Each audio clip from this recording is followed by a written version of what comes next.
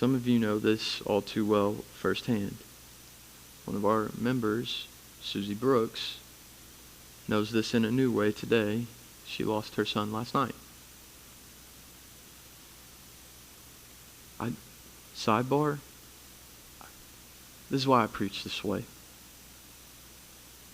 This is why I preach this way. This is why we take our time through the scriptures. Because Miss Susie's not here now. She's grieving it. But we ought to be able to see the way that we ought to rally around her. Because we're confronting a passage here dealing with the loss of a child. And one of our own is experiencing the loss of a child this morning. And I just want you to know, if you've experienced that firsthand, I'm so sorry. Some of our closest friends, whenever we lived in Denton, Texas, lost a child who was supposed to be Sophie's age.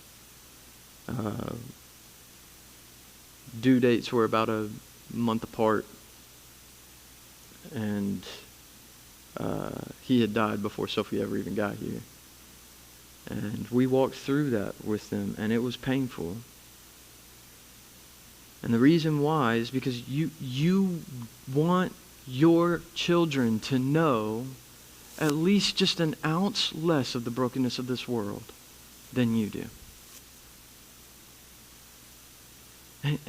Or at least you want to have experienced the pain and the sorrow and the brokenness of even death in this life before they have to.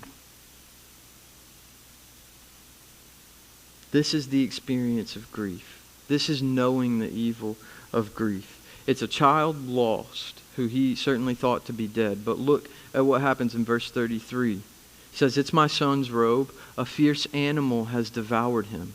Jacob knows the evil not just of loss, but the evil of the brutality of the world around him. There are animals seeking to devour. And at this point, knowing grief is just that overflow of tears. We don't have a real clear parallel for this type of public grief. But he rips his garments and he puts on this kind of uncomfortable sackcloth around his waist.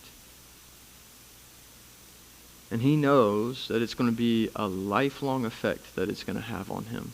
Look at what happens. What does he say in verse 35? All his sons and his daughters rose up to comfort him. That's them trying to pick up the pieces.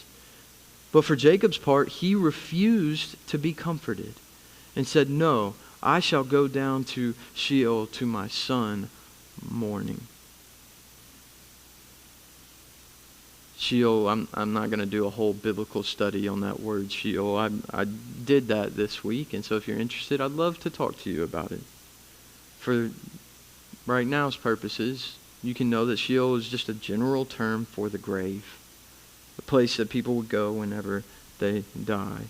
He intends to take this grief with him and carry it with him for the rest of his life. And if you've experienced this kind of grief or anything akin to it, you know you carry that with you for much of your life. In that picture of Eden, knowledge of good would be knowing that life doesn't have to end.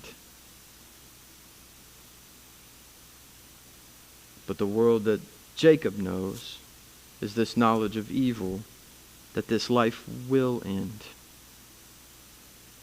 And sometimes it ends sooner than we want it to.